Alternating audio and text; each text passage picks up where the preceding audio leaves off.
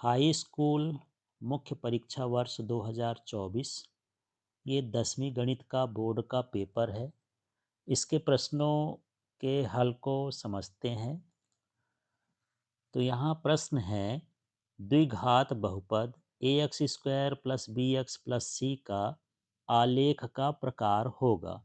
तो द्विघात बहुपद का जो आलेख होता है, रेखा चित्र होता है, वो परवलयाकार होता है। तो इसका सही ऑप्शन परवलयाकार है। फिर है क्वेश्चन, रैखिक समीकरण युग्म a1x plus b1y plus c1 बराबर 0 एवं a2x plus b2y plus c2 बराबर 0 आश्रित एवं संगत होता है। इसमें कुछ शर्तें लिखी हैं।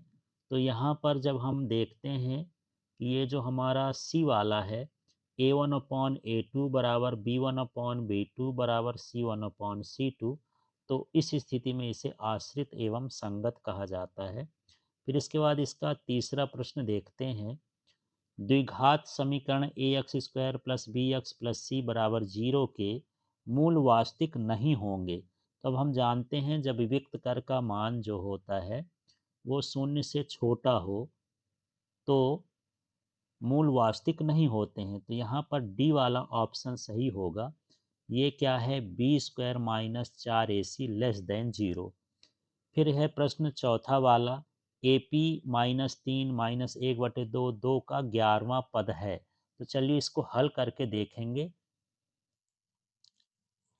तो इसमें आप देख रहे होंगे कि इसका जो पहला पद है -3 है, तो ए बराबर ये -3 लिख दिए हैं।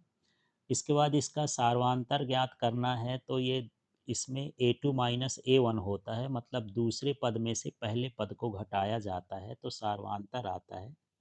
तो यहाँ पर हम लिखेंगे दूसरा पद है -1/2, तो ये -1/2 हो गया। फिर ये माइनस करेंगे, फिर ये -3 है, तो यहाँ पर ये पहले पद को -3 लिखेंगे। -1, और यहाँ पर देख रहे होंगे -1/2 लिखने के बाद माइनस माइनस प्लस हो गया, 3 हो गया। 2 का गुणा 3 से करेंगे तो ये -1 + 6 होगा। चिन्ह अलग अलग हैं तो घटेगा, तो ये हो जाएगा -5/2। अब हमारे nवां पद का जो सूत्र होता है an बराबर a प्लस n-1d, इसमें अब मान रखते हैं। तो यहाँ n का 11वां पद निकालना है, तो n का मान 11 हो गया। a का मान देख रहे हैं यहाँ -3 है। इसके बाद यहाँ ये 11 - 1, और d का मान कितना आया था यहाँ पर हम देख लेते हैं, 5/2। तो ये 5/2 लिख लिए। अब यहाँ पर देखते हैं 11 में से 1 घटाएंगे तो 10 आएगा, 2 से 10 को काटेंगे तो ये 5 आ जाएगा। 5 में 5 का गुणा करेंगे 25। चिन्ह अलग अलग हैं, प्लस माइनस है, तो 25 में 3 घटाएंगे तो 22। तो इसका जो सही उत्तर है ये हो जाएगा 22। तो इस तरह से प्रश्न को हल करके देखना है। और 1 नंबर के प्रश्नों में जब बड़ा हल हो तो ऐसे प्रश्नों को बाद में करना चाहिए, पहले बड़े नंबर के प्रश्नों को करना चाहिए। इसके बाद यहाँ पर देखिए, ये किताब के भीतर का प्रश्न आ गया है जो आपको अभ्यास के अंदर नहीं मिलेगा। प्रसिद्ध यूनानी गणितज्ञ थेल्स का समय काल है। अब कोई भी समय काल तो याद करके नहीं जाता है, लेकिन आप चाहें तो उसकी भूमिका पढ़ सकते हैं। ये इंटेलिजेंट बच्चों के लिए एक आध प्रश्न ऐसे कभी कभी आ जाते हैं, सब नहीं आते हैं। तो यहाँ पर देख लेते हैं, ये है 640 से 546 के बीच इसका समय काल होता है। इसके बाद यहाँ पर छठवां प्रश्न देख लेते हैं, बिंदु P 3 2 और Q-2 3 के बीच की दूरी। तो आप जानते हैं जो दूरी का सूत्र होता है ये होता है x2 माइनस रूट के अंदर x2 माइनस x1 का होल स्क्वायर, और प्लस हो गया ये y2 माइनस y1 का होल स्क्वायर। तो इस सूत्र में अब मान रख देंगे। आप देखेंगे ये पहले वाले में x1 है, ये y1, x2 और y2। तो सबसे पहले x2 की बात करते हैं, तो ये -2 है, तो ये रूट ही लगा देंगे, यहाँ -2 लिख दिए। इसके बाद ये है -x1 का मान देखें तो ये 3 है, तो यहाँ पर 3 हो जाएगा। फिर प्लस देखते हैं y2, तो y2 का मान क्या है, -3, तो -3 लिखेंगे। इसके बाद y1 का मान देखेंगे तो 2 है ये, तो ये हो गया -2 का स्क्वायर। इन दोनों में स्क्वायर है, ये सूत्र के हिसाब से हम स्क्वायर लगा दिए। अब इसको और हल करते हैं, तो आप देख रहे होंगे कि यहाँ पर माइनस दोनों में है, इसका मतलब ये समान चिन्ह है तो जुड़ जाएंगे, तो ये हो जाएगा -5 का वर्ग। इसी तरह से यहाँ पर देखते हैं तो ये भी हो जाएगा -5 का वर्ग। अब आगे और हल करके देखते हैं, तो 5 का वर्ग कितना होता है 25, तो ये हो गया 25 और ये भी हो गया 25। तो ये 25-25 आप जोड़ेंगे तो कितना हो गया 50। अब 50 को यदि हम गुणनखंड में लिखेंगे तो ये होगा 2 गुणे 5 गुणे 5। अब यहाँ पर इसका जोड़ा बन रहा तो ये हो जाएगा 5√2। अब इसमें आंसर मिलाएंगे तो यहाँ पर √2 तो दिया ही नहीं है, 5√2, तो √2 का मान होता है 1.414। तो यहाँ पर 1.414 इस तरह से यहाँ पर मान आ जाएगा √2 का। तो इसके मान को आपको याद करना पड़ेगा, और जब आप इसमें गुणा करेंगे तो ये लगभग 7.07 होगा। तो यहाँ पर इसमें देख रहे होंगे ये किस में है, ऑप्शन बी में। अब चलिए यहाँ पर दूसरा प्रश्न है, रिक्त स्थानों की पूर्ति करिए। और ये प्रश्न आते रहते हैं इसलिए आपको ध्यान से समझना है, देखना है। पहला प्रश्न है, √3 एक खाली स्थान संख्या है, तो जब भी रूट के अंदर आए संख्या और उसका वर्गमूल ना निकले तो वो कौन सी संख्या होती है, अपरिमेय। फिर दूसरा प्रश्न है इसी का, चर x के बहुपद px में x की उच्चतम घात को कहते हैं बहुपद की घात। फिर प्रश्न है, द्विघाती ए समीकरण A X square B X plus C बराबर 0 को हल करने के लिए द्विघाती सूत्र लिखिए। तो सूत्र इस तरह से होता है, ये -b, फिर यहाँ पर देख रहे हैं प्लस माइनस √b² -4ac, और बटे में कितना होता है 2a। इस तरह से आपको भरना है। अब यहाँ पर चौथा प्रश्न है, थोड़ा सा बड़ा है, और जब ऐसे प्रश्न हो तो ऐसे प्रश्नों को बाद में आप हल करके देख सकते हैं, रफ साइड। पहले आप बड़े प्रश्नों को करें, जिनमें ज़्यादा समय लगना हो उनको बाद में करना है। तो यहाँ पर देखिए, समांतर श्रेणी 7, 13, 19, 205 में पदों की संख्या है। तो सबसे पहले तो हम इसमें देखेंगे कि पहला पद क्या है, तो मैं यहाँ जगह नहीं थी ऊपर लिख दिया हूँ, ए का मान कितना हो गया 7। फिर हमको डी निकालना है, सार और अंतर। तो यहाँ पर हम दूसरे पद में से पहले पद को घटाएंगे, तो 13 - 7 हो गया, ये बराबर 6। फिर इसका अंतिम पद देखते हैं कि ये 205 है, ए एन का मान 205 हो गया। अब हम जानते हैं जो एनवा पद होता है उसका सूत्र यहाँ ऊपर लिखना पड़ेगा, एनवा पद। वैसे तो इसको रफ में आप हल करके देखेंगे, तो ए एन बराबर है a+n-1 डी।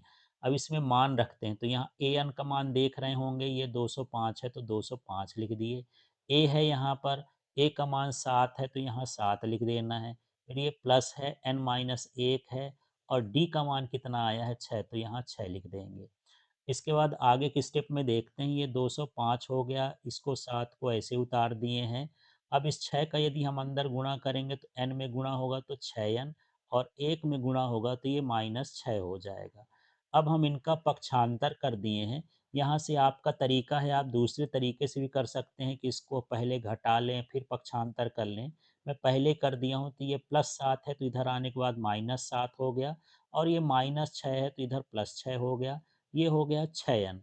अब मान के चलिए कि 7 में 6 घटाएंगे आप, तो -1 आएगा, बड़ी संख्या 7 है इसलिए माइनस चिन्ह लगा है, तो -1 आया। अब 205 में -1 और घटाएंगे तो कितना होगा 204, और इधर 6n लिखा है।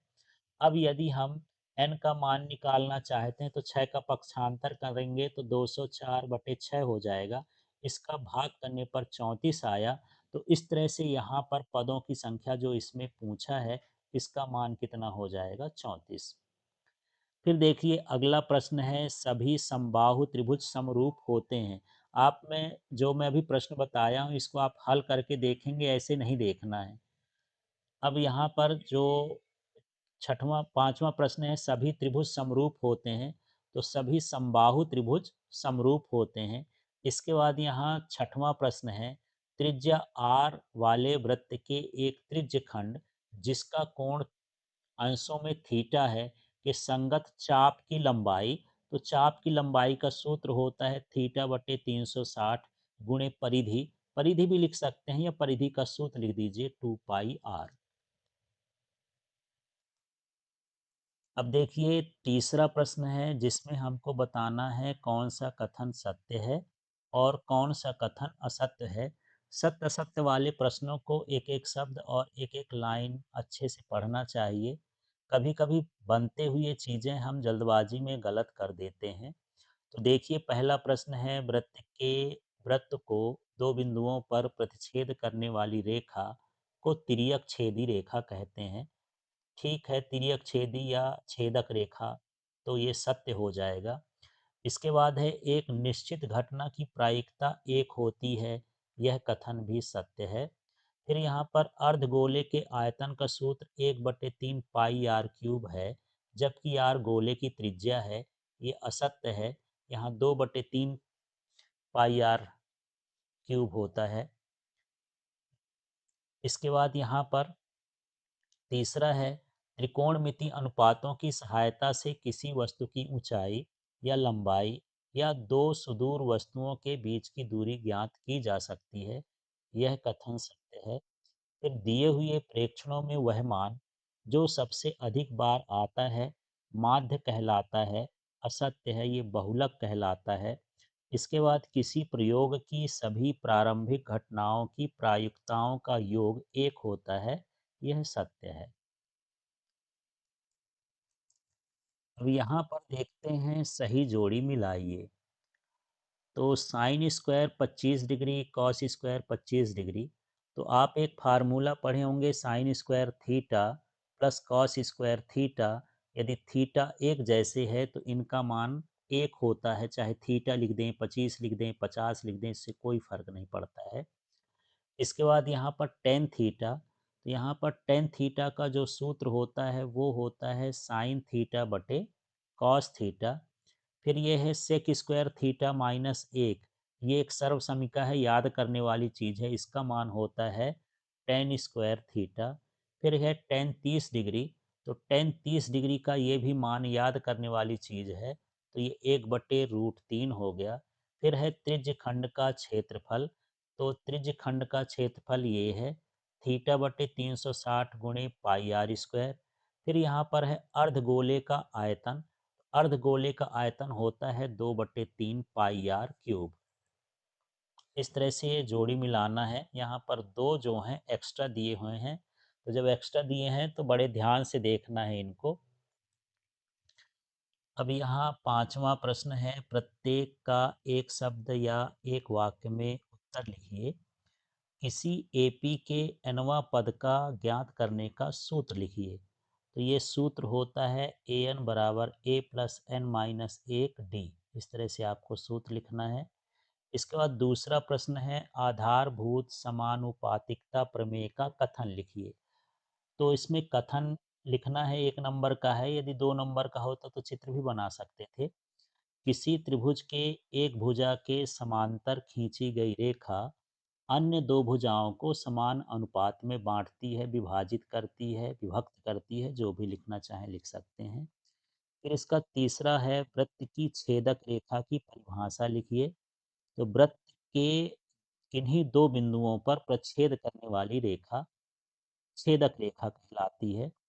इसके बाद यहाँ पर चौथा देखते हैं द्विघात बहुपद A X square plus B X plus C के शून्यकों का गुणनफल का सूत्र लिखते हैं। तो ये गुणनफल का सूत्र होता है सी अपॉन ए। इसके बाद यहाँ पर पांचवा प्रश्न है वृत्त के स्पर्श बिंदु की परिभाषा लिखिए। तो स्पर्श रेखा और वृत्त के उभयनिष्ठ बिंदु को स्पर्श बिंदु कहते हैं। फिर यहाँ छठवां है एक वृत्त के वृत्तखंड का क्षेत्रफल का सूत्र लिखिए। तो थीटा बटे 360 गुणे पाई आर स्क्वायर, ये वृत्तखंड के क्षेत्रफल का सूत्र है। अब यहाँ छठवां प्रश्न है देखिए संख्या 6 और 20 का एचसीएफ ज्ञात करिए। तो इसके लिए सबसे पहले आप 6 का गुणनखंड कर देंगे तो ये हो जाएगा 2 गुणे 3। इसी तरह से हम 20 का गुणनखंड कर देंगे तो ये हो जाएगा 2 गुणे 2, और गुणे में कितना हो गया 5। तो आप देख रहे होंगे कि दोनों के गुणनखंड में ये दो कॉमन है, इसका मतलब यहाँ पर HCF का मान कितना है 2। इस तरह से आप हल कर सकते हैं। फिर संख्या 140 को अभाज्य गुणनखंड के गुणनफल के रूप में व्यक्त कीजिए। तो आप इसमें 140 का गुणनखंड भी इसको दिखाएंगे कॉपी में। तो ये 2 का भाग करने पर ये 70 हो गया, फिर 2 का भाग करेंगे तो ये 35 हो गया, फिर ये 5 से काटेंगे तो ये 7 हो गया। तो इस तरह से आपको लिख देना है 140 बराबर 2 गुणे 2 गुणे 5 गुणे 7। इस तरह से इसका भाज्य गुणनखंड करना है। अब यहाँ 7वां प्रश्न है, द्विघात बहुपद 3x² माइनस एक्स माइनस 4 के शून्यक ज्ञात कीजिए। अथवा का प्रश्न भी देख लेते हैं। एक द्विघात बहुपद ज्ञात कीजिए जिसके शून्यकों का योगफल 4 एवं गुणनफल 1 है। तो चलिए इसके प्रश्नों का हल देखते हैं। तो 7वें में दिया गया बहुपद है 3x² माइनस एक्स माइनस 4। तो यहाँ ए का मान कितना है 3, बी का मान -1, सी का मान कितना है -4। वैसे इसकी ज़रूरत नहीं है पर लिख सकते हैं आप लोग लिखना हो तो। पर अब यहाँ पर देखते हैं कि पहले हम 3 और 4 का क्या करेंगे, गुणा करेंगे। तो ये 3 चौको 12 हो जाएगा। मतलब हमको बीच का पद इसका अलग कर लेना है। तो इसको छोड़ देना है, इसको भी छोड़ दीजिए। ये सीधे लिखेंगे 3x² minus 4x plus 3x minus 4। तो यहाँ पर यदि 4 और 3 का गुणा करेंगे तो 12 भी आ जाएगा, और घटाने पर ये कितना हो जाएगा, -x भी हो जाएगा। अब जब हम बीच का पद तोड़ लेंगे तो इसको दो भागों में करेंगे, 3x² माइनस 4x और ये 3x माइनस 4।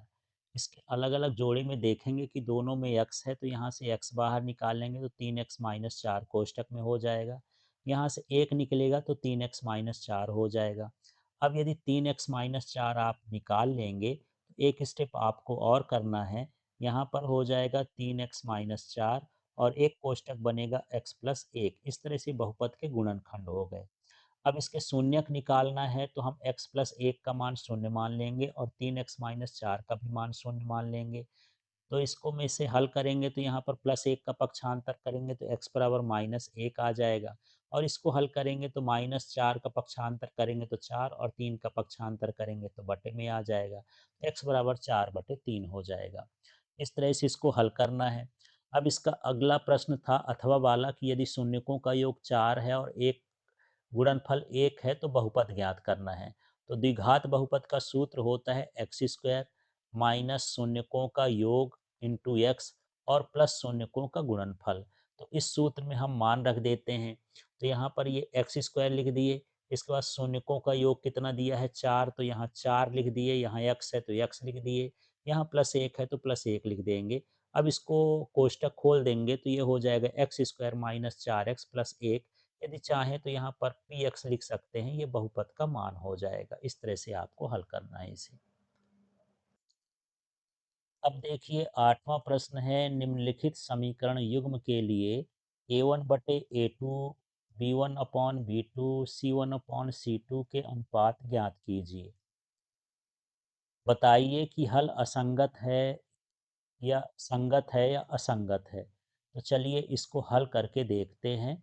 साथ में इसके अथवा वाले प्रश्न को भी देख लेते हैं। निम्नलिखित रैखिक समीकरण युग्म को हल कर दीजिए। x प्लस वाई बराबर 14 और x माइनस वाई बराबर 4। इन प्रश्नों के हल को देखते हैं जो इसमें मॉडल आंसर दिए हुए हैं। अब यहाँ पर देखिए ये समीकरण दिए हुए हैं। यदि हम इसको मानक समीकरणों से तुलना करेंगे तो a1/a2 का मान तो ये हो जाएगा, a1 का मान 5 है, a2 का मान 7, तो 5/7। इसी तरह से हम निकालेंगे b1/b2। b1 का -4 है और इसका 6, तो इसको हल करेंगे तो -2/3 हो गया। इसके बाद यहाँ c1/c2 है, ये c1 का मान है, ये c2 का मान, मतलब 8/-9 हो गया। जब हम यहाँ पर अलग-अलग मान निकाल के देखते हैं तो जो a1/a2 है और जो b1/b2 है, इसका मान बराबर नहीं है। मतलब a1/a2 बराबर b1/b2 है। तो ये 5/7 बराबर नहीं, -2/3 है। मतलब यहाँ पर समीकरण के संगत हल हैं। अब इसका अथवा वाला प्रश्न था, ये दो समीकरण दिए थे, x प्लस वाई बराबर 14 और x माइनस वाई बराबर 14। इसको हल करना है तो हम दोनों समीकरण को जोड़ देते हैं यहाँ पर। तो देखिए जब जोड़ेंगे तो यहाँ पर ये और ये कट जाएगा, तो यहाँ पर क्या आ जाएगा, 2x आ जाएगा, यहाँ 2x लिख देंगे। और यहाँ पर देखिए, इसको जोड़ने पर कितना हो जाएगा, 28। तो ये 2x बराबर कितना हो जाएगा, यहाँ पर ये 4 था ना, ये 4 है, तो ये कितना हो जाएगा, 18। अब यहाँ पर x बराबर हो जाएगा 18/2, मतलब कितना हो गया, 9। x का मान 9 आ गया। अब इसको किसी भी समीकरण में रख देते हैं, मान लीजिए पहले समीकरण में लिख दिए, तो x प्लस वाई बराबर 14 है। x का मान 9 आया है, तो 9 प्लस वाई बराबर 14 हो गया। 9 का पक्षांतर कर देंगे तो y बराबर 14 माइनस 9, मतलब y का मान कितना हो जाएगा, 5। इस तरह से इसे हल कर देगा। और इन सभी प्रश्नों को कॉपी में नोट कर करके आप हल करेंगे, तो अच्छे से आपको समझ में आएगा और बनेगा भी। अब यहाँ 9वें प्रश्न को देखते हैं। दुई दी हुई एपी के अगले दो पद लिखिए। तो 4, 10, 16, 22, इसके दो पदों को लिखना है, वो भी हल करके लिखना होगा। इसके बाद यहाँ पर अथवा का प्रश्न है, नीचे दिए हुए योगफल को ज्ञात कीजिए। तो इनके प्रश्नों के उत्तरों को देखें। तो यहाँ 9वां प्रश्न था, इसमें एपी दी हुई थी और इसके अगले दो पद हमको ज्ञात करना है। तो सबसे पहले हम इसका पहला पद देखेंगे, तो ए बराबर कितना हो गया, 4। इसके बाद हम इसका सारवांतर निकालेंगे, तो 10 माइनस 4 करेंगे तो कितना होगा, 6। इस तरह से ए का मान 4 और डी का मान 6 हो गया। अब हमको यदि पांचवा पद निकालना है, इसके आगे का ये पहला पद है, दूसरा है, तीसरा है, चौथा, तो पांचवा पद निकालेंगे। तो पहले इसमें सूत्र लिख देता हूँ। ए एन बराबर होता है ए प्लस एन माइनस एक डी। इस तरह से, तो जब हम एन का मान 5 लेंगे तो यहाँ 5 लिख दिए, ए की जगह पर ए लिख दिए, और ये 5 में से एक घटाएंगे तो 4 डी आ जाएगा। इस तरह से ये मान आ गया। अब इसमें हम मान रखते हैं, तो ए का मान कितना है, 4। 4 की जगह 4 लिख दिए। डी का मान कितना है, 6, तो 6 लिखेंगे। तो 4 + 24, ये होगा 4 छंग 24, तो कितना हुआ, 28। अब हम एन की जगह 6 लिखेंगे, तो यहाँ ए 6 हो गया। ये ए को ए ही लिख दिए हैं। एन माइनस एक माने 6 माइनस एक करेंगे तो ये 5 डी हो जाएगा। अब यहाँ पर हल करके देखते हैं, तो ए का मान 4 है, ये 5 है, डी का मान 6 है। 5 छक्का 30 और 4 जोड़ेंगे तो कितना हो जाएगा, 34। इस तरह से हमारे दो पद हो गए, 28 और 34। आपका तरीका दूसरा भी हो सकता है, दूसरे तरीके से भी आप कर सकते हैं। मैथ्स में कई तरीके होते हैं, हल करने का तरीका तो आपका खुद का होगा। अब यहाँ पर देखते हैं, हमारे पास एक एपी है, 34 + 32 + 30 + 10, इस तरह से। तो इसका हमको योग ज्ञात करना है। तो सबसे पहले ए का मान देखते हैं, तो 34 आ गया। डी निकालेंगे तो 32 में से 34 घटाएंगे तो ये हो जाएगा -2। अब हम यहाँ पर ए एन निकालना है, तो ये लास्ट पद ले लिए है ना, लास्ट वाला ए एन, तो ये फार्मूला होता है ए एन का। तो यहाँ पर ये अंतिम वाला पद कितना है, 10। और यहाँ ए जो है कितना था, 34, ये लिख दिए। एन माइनस एक डी है और यहाँ पर -2 है। अब इस यहाँ पर डी का मान रख दिए हैं, अब इसका हम गुणा कर देंगे, तो ये -2n हो जाएगा, +2 हो जाएगा, बाकी चीज़ें वैसे लिखी हुई हैं। अब यदि हम पक्षांतर करेंगे, तो यहाँ 34 और 2 जोड़ेंगे तो कितना होगा, 36, माने 2n को हम इधर ले आए, 10 को इधर ले आए, तो 36 माइनस 10 हो गया। n बराबर हो जाएगा, ये 36 में 10 घटाएंगे तो 26, और बटे में 2 कर देंगे तो कितना आ जाएगा, 13। n का मान 13 हो गया है। अब हमको इसका योग ज्ञात करना है, तो एस एन बराबर होता है n/2 a + l। तो यहाँ पर इनका सभी का मान रखेंगे। तो यहाँ पर देखिए, ये मैं लिखा एस एन, एन का मान कितना है, 13, तो 13/2। ए का मान कितना था, 34, तो 34 लिख देंगे। एल माने अंतिम पद कितना है, 10, तो यहाँ 10 लिख देंगे। और इस तरह से यहाँ पर हम जोड़ेंगे तो ये 44 हो जाएगा। 44 का भाग 2 से करेंगे तो ये 22 हो जाएगा। 22 का गुणा 13 से करेंगे तो कितना हो जाएगा, 286। अब चलिए, यहाँ 10वां प्रश्न है, किसी त्रिभुज पी क्यू आर की भुजाओं पी क्यू और पी आर पर क्रमशः बिंदु ई और एफ स्थित हैं। बताइए कि क्या ई एफ समांतर क्यू आर है, जबकि पी ई बराबर 4 सेंटीमीटर, क्यू ई बराबर 4.5 सेंटीमीटर, पी एफ बराबर 8 सेंटीमीटर, आर एफ बराबर 9 सेंटीमीटर है।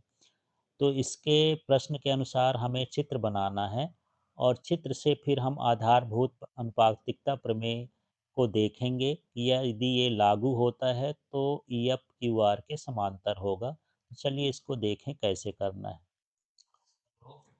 तो यहाँ हमारे पास 10वां प्रश्न है और हमारे पास पी क्यू आर त्रिभुज था, ई एफ समांतर है, तो यहाँ पर 4 है, 4.5 है और ये 8 है और ये 9 है। तो जो मान हमको इसमें दिए हुए हैं उसको इस त्रिभुज में लिख देना है। जैसे पी का मान 4 सेंटीमीटर, क्यू ई का मान 4.5 सेंटीमीटर, पी एफ का मान 8 सेंटीमीटर, आर एफ का मान 9 सेंटीमीटर, तो ये बना करके चित्र में लिखेंगे। अब यहाँ पर हम इनका अनुपात निकालते हैं।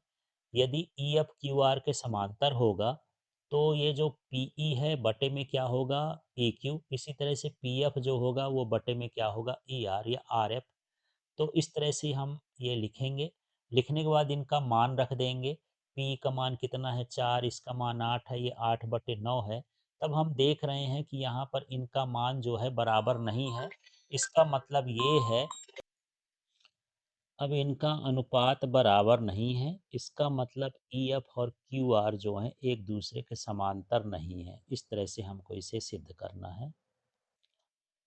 अब इसका जो है अथवा वाला प्रश्न है, यदि पी क्यू समांतर आर एस है तो ये पी क्यू है, ये आर एस है, ये समांतर है। तो हमको सिद्ध करना है कि त्रिभुज पी ओ क्यू समरूप है त्रिभुज एस ओ आर के। देखिए, इसे हल करने के लिए पहले जो चित्र दिया है उसी को बना लिए हैं। इसमें हमको दिया है पी क्यू समांतर आर एस, तो ये लिख दिए हैं। जो हमको सिद्ध करना है कि त्रिभुज पी ओ क्यू है, ये है त्रिभुज पी ओ क्यू। और त्रिभुज ये जो है एस ओ आर है, ये वाला त्रिभुज। तो इसको हमको क्या सिद्ध करना है कि ये दोनों समरूप हैं। तो इसके लिए देखिए, पहले हम उत्पत्ति में लिखेंगे तो ये पी क्यू समांतर आर एस है। इसका मतलब कोण P बराबर क्या है, कोण S है। ये कोण P बराबर कोण S होगा, एकांतर कोण कहलाते हैं। इसी तरह से कोण Q बराबर क्या है, कोण S है। ये वाला जो है ये भी एकांतर कोण है। और साथ में ये जो है पी ओ क्यू और आर ओ एस, ये कौन सा कोण होता है, शीर्ष अभिमुख कोण। तो इस तरह से हमको तीन कोण बराबर कर देना है।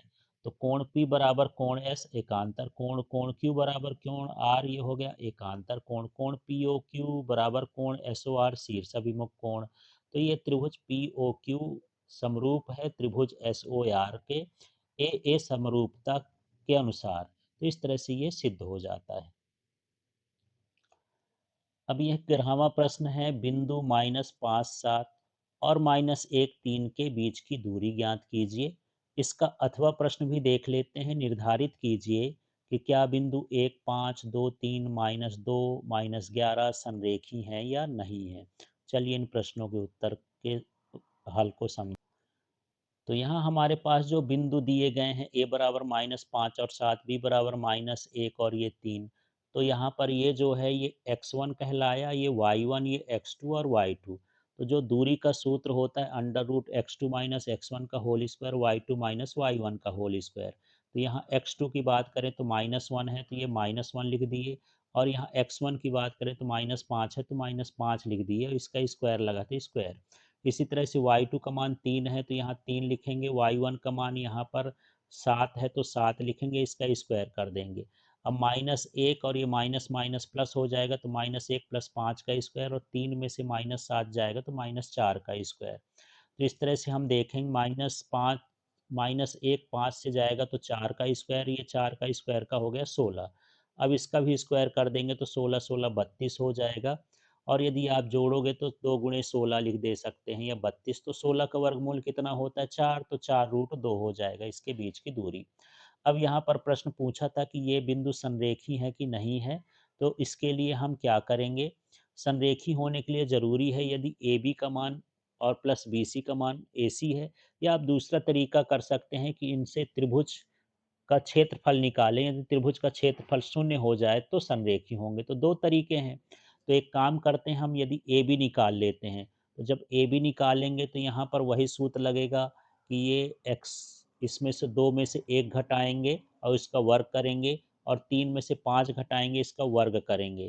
तो 2 में से 1 घटाएंगे तो 1 का वर्ग, और ये हो जाएगा -2 का वर्ग। और इसको हल करेंगे तो √5 हो जाएगा। माने इनके बीच की दूरी ज्ञात करना है।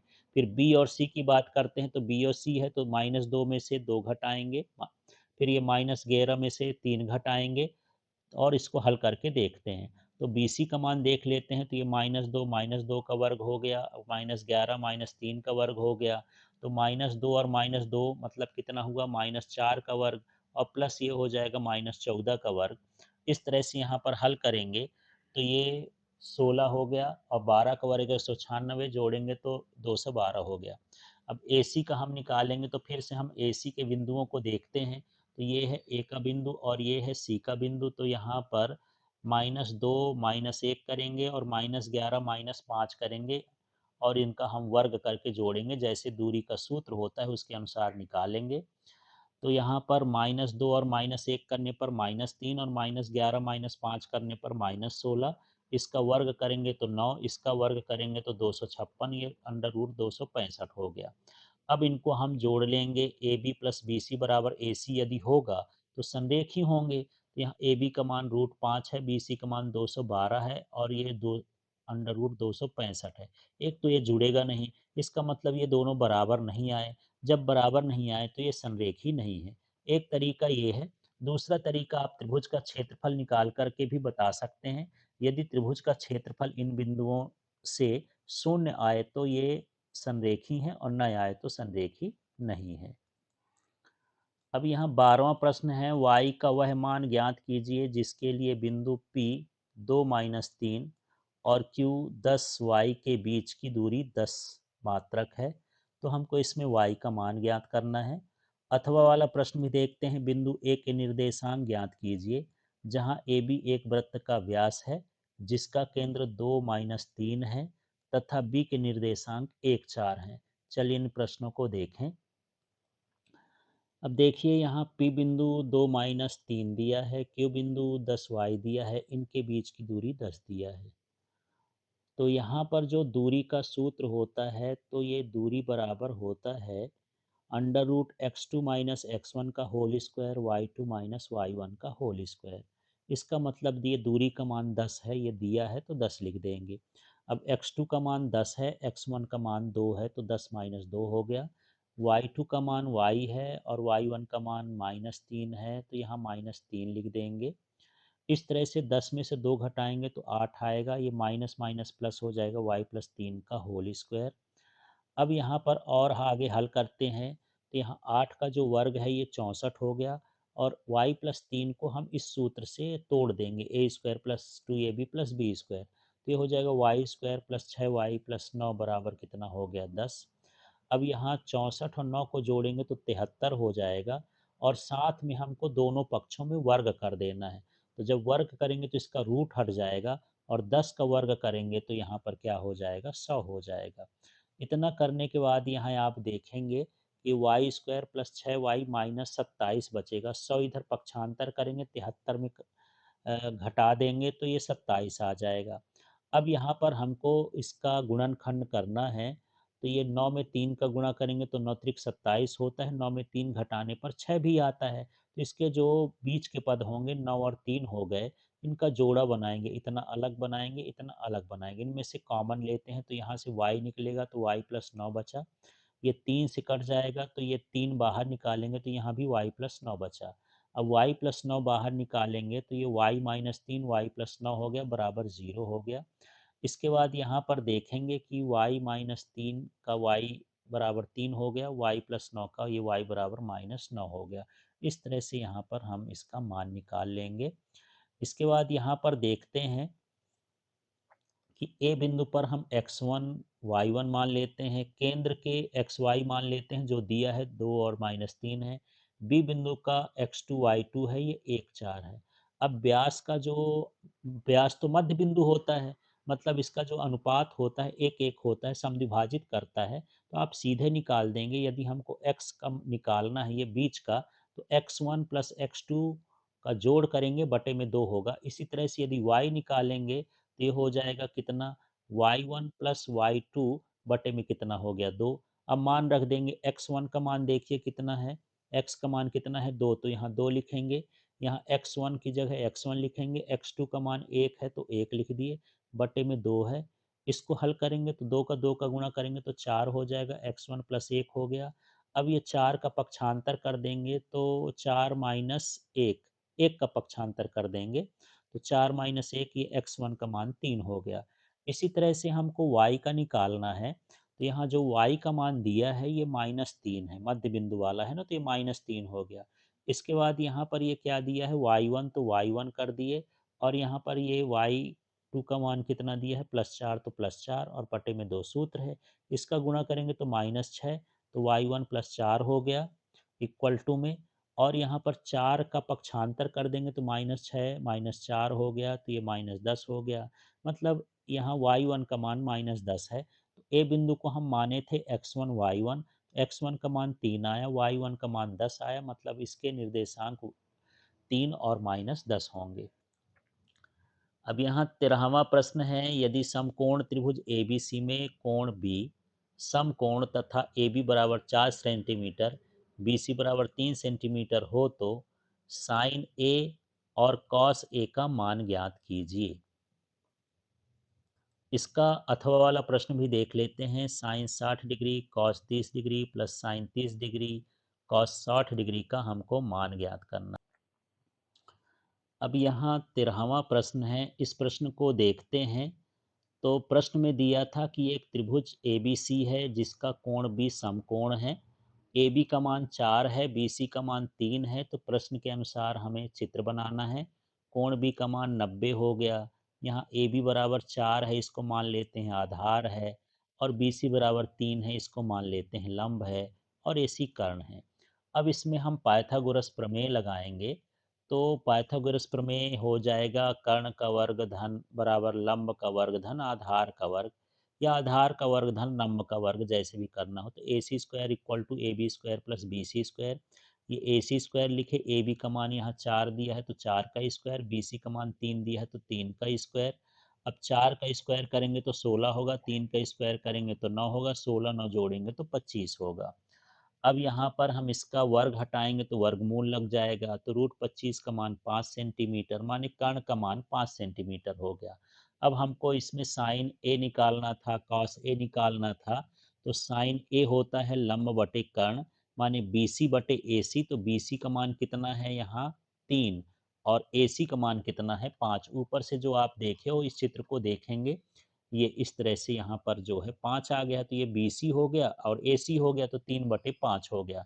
इसी तरह से यहाँ कॉस ए निकालेंगे तो आधार बटे कर्ण होता है, तो आधार है AB, कर्ण है AC, आधार का मान 4, तो ये हो 5 AC का मान, तो इस तरह से ये 4/5 हो जाएगा।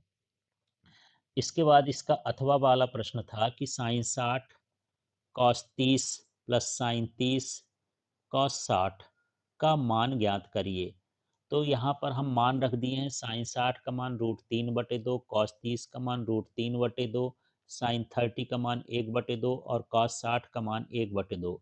आप मान रख के भी कर सकते हैं, या साइन 90 माइनस थीटा करके भी कर सकते हैं, तो उसमें भी वही उत्तर आएगा। इसके दो तरीके हल करने के, जैसा मन पड़े वैसा कर सकते हैं। अब इसमें √3 में 3 का गुणा करेंगे तो 3, और 2 में 2 का करेंगे तो 4। इसी तरह 1 में 1 का करेंगे तो 1, और 2 में 2 का करेंगे तो 4 हो जाएगा। 3 और 1 जोड़ेंगे तो ये 4/4 आएगा, इसका मान कितना हो जाएगा 1। इस तरह से इसे हल करना है।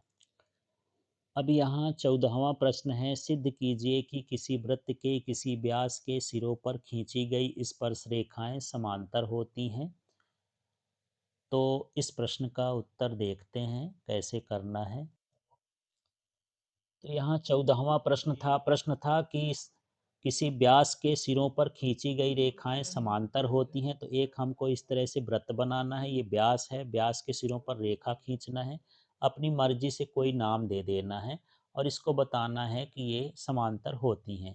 तो यहाँ हमको लिखना है, दिया है वृत्त COR में O वृत्त का केंद्र AB व्यास है, जिसके सिरों पर A और B से क्रमशः PQ और RS दो स्पर्श रेखाएं जाती हैं, PQRS।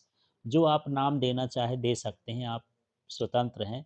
हमको सिद्ध करना है कि ये जो PQ है और जो RS है ये एक दूसरे के समांतर हैं। तो चलिए उपपत्ति में देखते हैं। तो कोण PAB, ये देख लीजिए कोण PAB, ये वाला कोण, और यहाँ पर हम ले लेते हैं कोण ABS, ये दोनों 90-90 के हैं। क्यों 90 के हैं? क्योंकि वृत्त के केंद्र से त्रिज्या स्पर्श रेखा पर क्या होती है? लंब होती है। इस हिसाब से यहाँ पर हो गया। तो यहाँ पर हम देखते हैं कि कोण PAB और कोण ABS दोनों आपस में क्या हैं? बराबर हैं। जब बराबर हैं तो हम कह सकते हैं ये तो एकांतर कोण है, और एकांतर कोण तभी बराबर होते हैं जब ये क्या होते हैं, समांतर होते हैं, इसलिए पी क्यू समांतर क्या होगा, आर एस। अब यहाँ प्रश्न है, एक बिंदु Q से एक वृत्त पर स्पर्श रेखा की लंबाई 24 सेंटीमीटर है तथा Q की केंद्र से दूरी 25 सेंटीमीटर है, तो वृत्त की त्रिज्या ज्ञात करिए। अब जो हमारा प्रश्न था कि स्पर्श रेखा की जो दूरी है बाह्य बिंदु से 24 सेंटीमीटर है और उसके केंद्र से 25 सेंटीमीटर है, तो वृत्त की त्रिज्या ज्ञात करना है। तो प्रश्न के अनुसार हमको इस तरह का चित्र बना लेना है। चित्र बनाने के बाद आप जानते हैं कि ये सर्व समकोण है, तो यहाँ पर कोण ओ पी क्यू का मान 90 डिग्री है, त्रिज्या स्पर्श रेखा पर लंबवत होती है। तो यहाँ पर अब देख लेते हैं, पाइथागोरस प्रमेय लगाएंगे क्योंकि ये समकोण त्रिभुज है। ओपी का वर्ग ये ओपी कहलाया कर्ण, ये इसका लंब कहला गया, ये इसका आधार, कुछ भी इस तरह से मान सकते हैं। तो O P square plus P Q square, तो ये हुआ लंब का वर्ग आधार का वर्ग, और ओ क्यू स्क्वायर इसका कर्ण हो गया। अब यहाँ पर देखेंगे कि ओ पी स्क्वायर की जगह ओ पी स्क्वायर लिखेंगे, 24 पी क्यू का मान है 24, तो 24 का वर्ग, और ओ क्यू का मान है 25, तो 25 का वर्ग कर दिए। अब यहाँ से देखेंगे तो ओ पी स्क्वायर बराबर यहाँ पर 25 का वर्ग माइनस 24 का वर्ग हो गया। अब यहाँ पर आप दो तरीके से कर सकते हो। यहाँ पर हम ये कर सकते हैं कि 25 प्लस 24 और 25 माइनस 24, ए स्क्वायर माइनस बी स्क्वायर से ए माइनस बी और ए प्लस बी, ये दो कोष्टक होते हैं, उसके हिसाब से ये आपको बनाना है। तो 25 में 24 जोड़ेंगे तो 49, 25 में 24 घटाएंगे तो 1 हो जाएगा। अब इसका वर्ग हटाएंगे तो 49 का वर्गमूल कितना होता है, 7, तो इसकी त्रिज्या कितनी हो जाएगी, 7 सेंटीमीटर। अब चलिए 15वां प्रश्न देखते हैं। 15 मीटर भुजा वाले एक वर्गाकार घास के मैदान के एक कोने पर लगे खूंटे से एक घोड़े को 5 मीटर लंबी रस्सी से बांध दिया गया है। ज्ञात कीजिए कि मैदान के उस भाग का क्षेत्रफल जहां घोड़ा चर सकता है। अच्छा, एक ये क्षेत्रफल ज्ञात करने का है। दूसरा इसका अथवा का प्रश्न देखते हैं। त्रिज्या 21 सेंटीमीटर वाले वृत्त का एक चाप केंद्र पर 60 डिग्री का कोण अंतरित करता है। चाप की लंबाई ज्ञात करना है। इन दोनों प्रश्नों के उत्तर को देखिए। तो 15वां प्रश्न था कि वर्गाकार मैदान है, उसमें जो है 5 मीटर लंबी रस्सी है, तो यहाँ पर ये त्रिज्या कहला जाएगी, और ये कोण 90 का बनेगा, कितनी घास चर सकता है, तो ये हमको निकालना है। तो यहाँ पर केंद्र का कोण कितना हो जाएगा, 90 डिग्री, क्योंकि प्रत्येक वर्ग का कोण कितना होता है, 90 डिग्री होता है। इसकी जो त्रिज्या है वो 5 मीटर दिया था, तो यहाँ पर ये 5 मीटर लिख लेंगे। अब हमको इसके त्रिज्यखंड का क्षेत्रफल ज्ञात करना है, तो थीटा बटे 360 गुणे पाई आर स्क्वायर। तो थीटा का मान 90 हो गया, 360 हो गया, पाई का मान 22/7, आर का मान 5/5 है। तो इसको काटने की कोशिश करते हैं, तो 9 चौको 36 हो गया, फिर ये 4 आ गया, 4 से 2 2 काटेंगे तो 11 हो गया। इस तरह से ऊपर हमारे पास 11 और 5 25 हो, और नीचे 7 दूनी 14 हो गया। यदि हम इसको भाग करेंगे तो 19.643 मीटर स्क्वायर के क्षेत्रफल का घास ये चर सकता है। इसी का अथवा प्रश्न था कि यहाँ 21 सेंटीमीटर इसकी त्रिज्या है, केंद्र का कोण 60 डिग्री है, तो हमको चाप की लंबाई ज्ञात करना है। तो आर बराबर 21 सेंटीमीटर, थीटा का मान 60 डिग्री है। चाप की लंबाई का जो सूत्र होता है थीटा बटे 360 गुणे 2 पाई आर। अब यहाँ थीटा का मान कितना है, 60, और 360 हो गया, और ये 2 लिख दिए, पाई का मान रख दिए, और यहाँ पर हमको क्या कर देना, आर। यहाँ पर आप सब काटेंगे तो काटने के बाद ये कितना आ जाएगा, 22 सेंटीमीटर, ये अपने हिसाब से हल करके। तो यहाँ 16वां प्रश्न है, इसको देखते हैं। हम एक पासे को एक बार फेंकते हैं तो ज्ञात कीजिए 4 से बड़ी संख्या प्राप्त होने की प्रायिकता और 4 से छोटी संख्या प्राप्त होने की प्रायिकता। इसका अथवा प्रश्न भी देख लेते हैं। अच्छी प्रकार से फेंटी गई बामन पत्तों की एक गड्डी में से एक पत्ता निकाला जाता है, तो प्रायिकता परिकलित कीजिए, एक इक्का हो और एक इक्का नहीं हो। तो चलिए इन प्रश्नों के उत्तर का मॉडल हल देखते हैं जो बोर्ड द्वारा जारी है। तो यहाँ 16वां प्रश्न है, माना 4 से बड़ी संख्या प्राप्त करना ई है तब सभी संभव परिणाम। तो जो संभव परिणाम होते हैं 1 2 3 4 5 6, ये पासे को फेंकने में बराबर कितने हो गए? 6। तो 4 से बड़े अनुकूल परिणाम, यहाँ पर 4 से बड़े कितना है? 5 और 6 हैं। तो इनकी संख्या कितनी हो गई? 2। तो इसकी प्रायिकता पीई बराबर हो जाएगा 2/6, माने अनुकूल परिणाम बटे में संभव परिणाम। तो 2/3, 2/6 है, काटेंगे तो कितना हो जाएगा? 1/3। अब इसी का दूसरा है 4 से छोटी संख्या। तो 4 से छोटी संख्या ये 1 2 3 है। तो 1 2 3 हो गया, इनकी संख्या कितनी हो गई? 3। अब यहाँ पर संभव परिणाम कितने हैं? 6 हैं, तो ये 6 लिख लिए। प्रायिकता हमको ज्ञात करना है, तो यहाँ पर ये 3/6, माने अनुकूल परिणाम बटे संभव परिणाम, काटेंगे तो कितना होगा? 1/2। अब इसके अथवा वाले प्रश्न का देखते हैं। इसमें वामन पत्नों की एक गड्डी थी, इसमें एक इक्का होने की प्रायिकता ज्ञात करना है। तो यहाँ पर ये समझ लेना कि एक गड्डी में कितने इक्के होते हैं? 4। तो सभी संभव परिणाम कितने हैं यहाँ पर? 52। तो यहाँ पर हो जाएगा 4/52। ये अनुकूल परिणाम हो गया, ये संभव परिणाम हो गया। तो भाग करेंगे तो ये 1/13 हो गया। अब यहाँ पर मान लेते हैं एफ इक्का ना होने की प्रायिकता। तो ना होने की प्रायिकता आप दो तरह से ज्ञात कर सकते हैं। एक तो हम एक में से एक इसको 1/13 को घटा दें, या समझ लेते हैं कि 4 इक्के हैं, तो 4 इक्के ना होने की जो संख्या होगी, तो 52 में से 4 यहाँ घटा देंगे, बराबर कितना हो जाएगा? 48। तो इस तरह से यहाँ पर ये भी लिखना है आपको, 52 - 4 बराबर 48। अब इसकी प्रायिकता निकालेंगे तो ये हो जाएगा 48/52, और इसको हम काटेंगे तो ये कितना हो जाएगा? 12/13। अब देखते हैं, प्रश्न है असंभव घटना किसे कहते हैं? असंभव घटना की प्रायिकता का मान कितना होता है? अथवा वाला प्रश्न भी देखते हैं। पीई का मान 0.95 है, तो ई नहीं या ई नॉट की प्रायिकता क्या होगी? तो चलिए इसके उत्तर को देखें। सबसे पहले समझते हैं असंभव घटना। वह घटना जिसका घटित होना असंभव हो, जो हो ही नहीं सकती, वो असंभव घटना है, असंभव घटना कहलाती है। असंभव घटना की प्रायिकता शून्य होती है। इसके बाद इसका अथवा वाला प्रश्न देखते हैं। यहाँ पर हमको दिया था पीई का मान 0.95 है, तो ई नहीं या पीई नॉट का मान ज्ञात करना है। तो हम जानते हैं पीई और पीई नॉट का जो सूत्र होता है हमेशा एक होता है, इनका योग। तो ये एक हो जाएगा। पी का मान 0.9 लिखेंगे, यहाँ एक हो गया। ये 0.9 का 95 का ये पक्षांतर कर देंगे, इसको घटाएंगे तो एक के बाद 0.002 अंक लिख देंगे, फिर ये 0.95 होगा। इस तरह से इसको घटाएंगे तो ये 5 हो जाएगा, ये 0 हो जाएगा 0.05। तो इसके ना होने की प्रायिकता 0.05 होगी।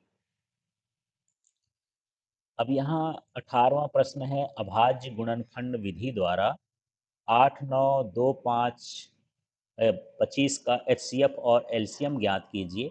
अथवा का प्रश्न है, दर्शाइए कि 7√5 एक अपरिमेय संख्या है। तो यहाँ पर प्रश्न था 8 9 25 का हमको एलसीएम निकालना है, एचसीएफ निकालना है। यदि हम 8 का गुणनखंड करेंगे तो 2 गुणे 2 गुणे 2 गुणे 1 लिख सकते हैं। इसी तरह से 9 का करेंगे तो 3 गुणे 3 गुणे 1 लिख सकते हैं। और ये 25 का करेंगे तो 5 गुणे 5 गुणे 1 लिख सकते हैं। उसके गुणनखंड को आप यहाँ दर्शा देंगे कि कैसे कैसे आया है। अब हम एचसीएफ की बात करें 8 9 25 की, तो जो सभी में होता है वही एचसीएफ होता है। तो सभी में तो सिर्फ एक ही है, बाकी तो मिल नहीं रहे हैं, इसलिए इसका एचसीएफ कितना हो गया? 1 हो गया। अब यहाँ पर हमको देख लेना है, एलसीएम हमको लेना है 8 9 25 का। तो इसमें हम अब देख रहे हैं कि यहीं कहीं दो सिर्फ यहीं पर है, तो ये 2 की घात 3 ये हम लिख लीजिए, या फिर 2 गुणे 2 गुणे 2 भी लिख सकते हैं। 3 यहाँ 2 बार है और तो मिल नहीं रहा, तो 3 गुणे 3 या 3 का स्क्वायर लिख सकते हैं। 5 गुणे 5 या 5 का स्क्वायर लिख सकते हैं। और एक का तो एक ही होगा, लिखें या ना लिखें ज़रूरी नहीं है। अब 2 की घात 3 है, तो 2 बार 3 का गुणा करें, 2 का 3 बार गुणा करेंगे, 2 गुणे 2 गुणे 2, तो 8 हो जाएगा। ये 3 त्रिकाई 9 हो जाएगा, पचम 25 हो जाएगा। इन सभी का हम गुणा करेंगे तो ये कितना हो जाएगा? 1800। इस तरह से एलसीएम एचसीएफ निकालना है। इसके बाद इसी का अथवा प्रश्न था कि 7√5 सिद्ध करिए कि अपरिमेय संख्या है। तो हम क्या करेंगे, मान लेते हैं 7√5 जो है एक परिमेय संख्या है। अतः हम ऐसी सह अभाज्य संख्या a और b ज्ञात कर सकते हैं कि 7√5 बराबर क्या हो जाएगा यहाँ a बटे b। इसको हम क्या लिख लेंगे, a बटे b, यहाँ a बटे b है। अब यहाँ पर ये देख लीजिए, यदि 7 का यहाँ पक्षांतर कर देंगे तो √5 बराबर क्या हो जाएगा, a बटे में 7b हो गया। अब यहाँ पर जो 7 है, जो a है और जो b है, ये पूर्णांक हैं। तो यहाँ a बटे 7b है, एक क्या है, परिमेय संख्या है। इसलिए √5 भी क्या होनी चाहिए, परिमेय संख्या होनी चाहिए। परंतु इस तथ्य से विरोधाभास प्राप्त होता है कि √5 एक अपरिमेय संख्या है, इसलिए 7√5 भी एक अपरिमेय संख्या है। इस तरह से हमें बताना है।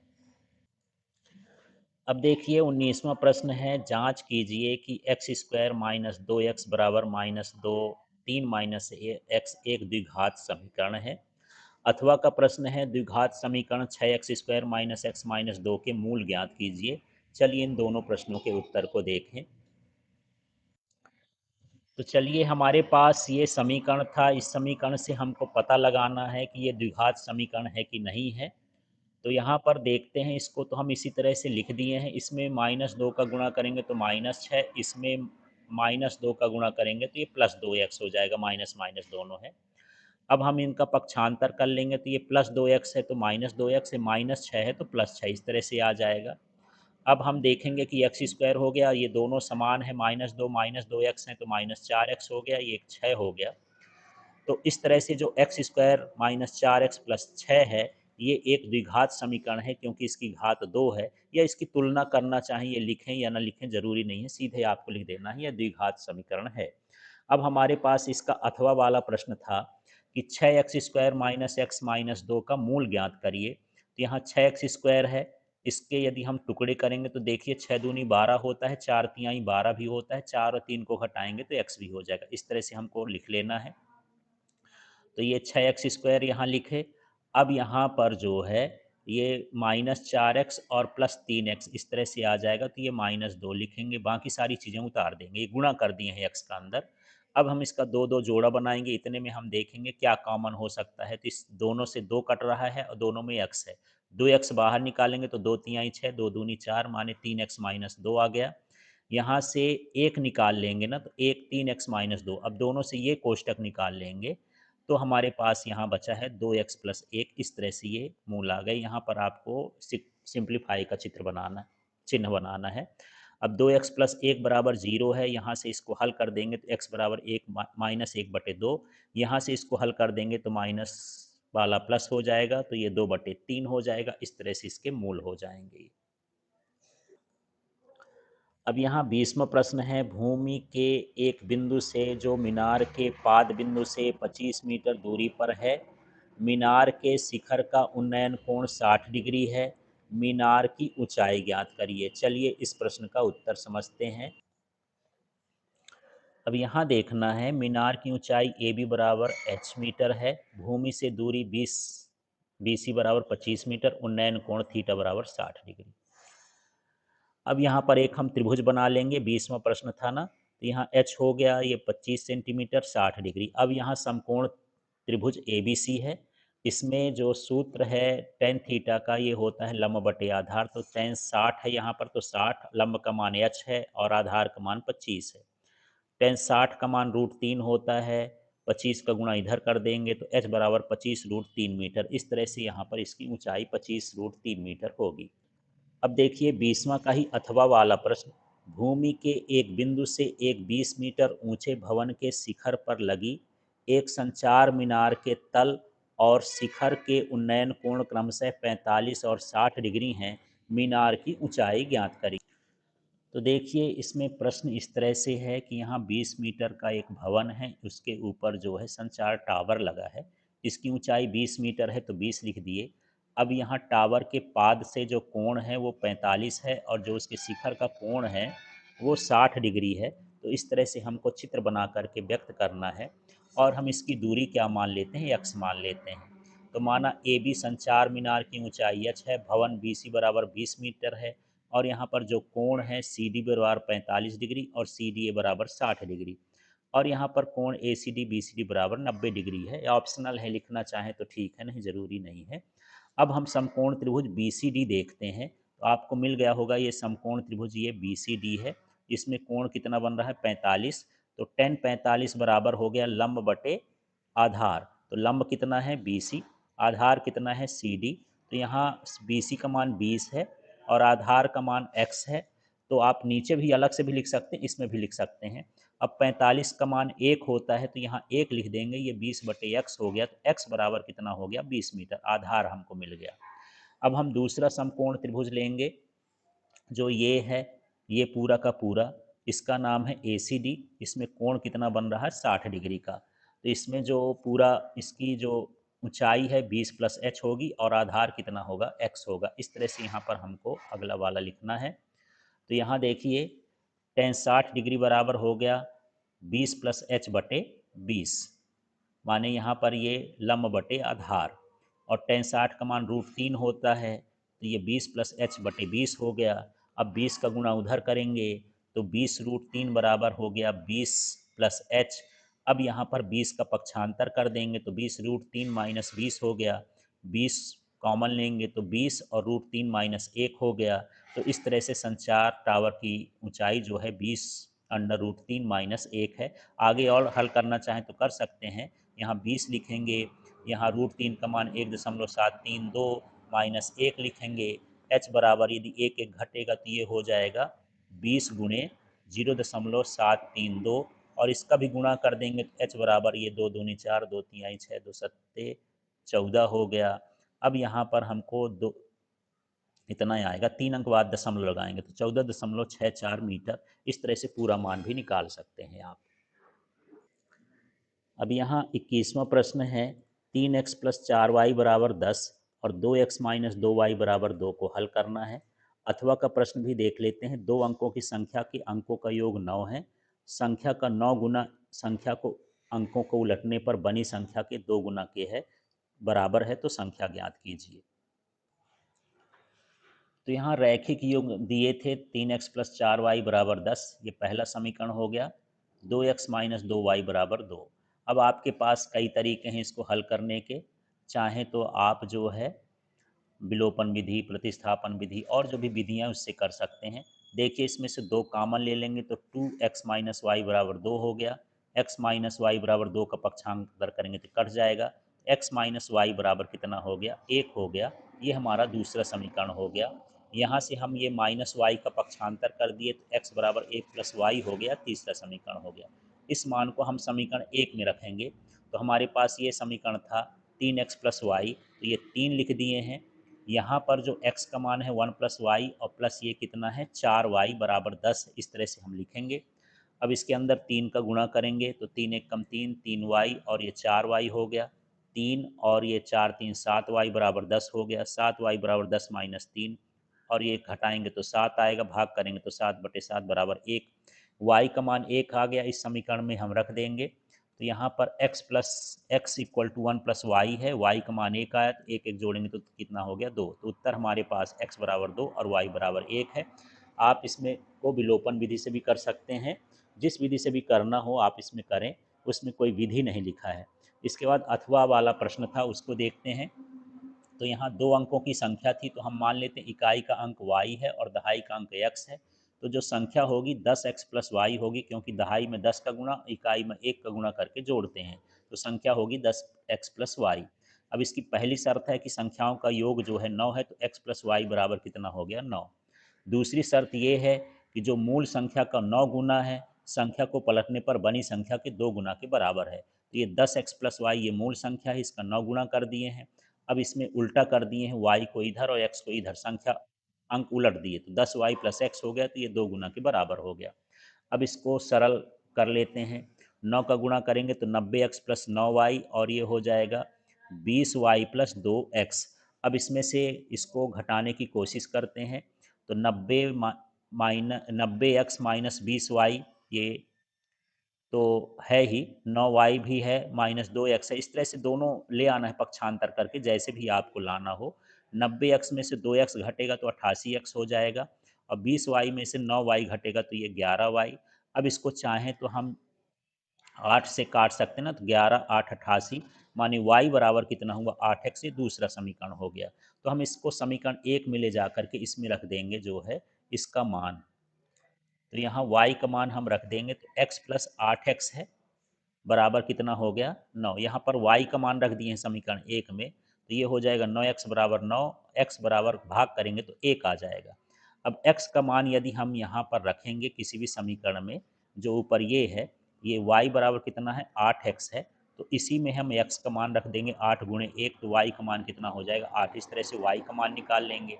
अब हमको संख्या निकालना है, तो आपको पता चल गया कि y जो है ये इकाई का अंक था, x जो है दहाई का अंक है, तो इकाई के अंक में 8 और दहाई के अंक में 1 रख देंगे, तो इस तरह से संख्या हो जाएगी 18। अब यहाँ 22वां प्रश्न देखते हैं। दवा का एक कैप्सूल एक बेलन के आकार का है जिसके दोनों सिरों पर एक एक अर्धगोला लगा हुआ है। पूरे कैप्सूल की लंबाई 14 मिलीमीटर है, उसका व्यास 5 मिलीमीटर है। इसके पृष्ठीय क्षेत्रफल को ज्ञात करिए। तो चलिए ये बड़ा प्रश्न है, इसको देखते हैं। अब यहाँ पर कैप्सूल है, इस तरह की संरचना होगी। ये अर्धगोला है, ये भी अर्धगोला है, ये बेलन है। यहाँ पर इसकी लंबाई जो है पूरा जो है ये 14 मीटर है, और ये कितना है 5 मीटर। यहाँ से इसकी त्रिज्या 5 मीटर है।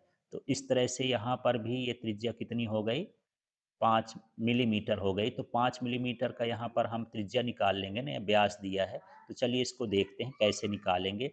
सबसे पहले तो हमको इसकी पूरी ऊंचाई लंबाई चौड़ाई ये सब हमको लिखना है, इसके बाद फिर हल करना है।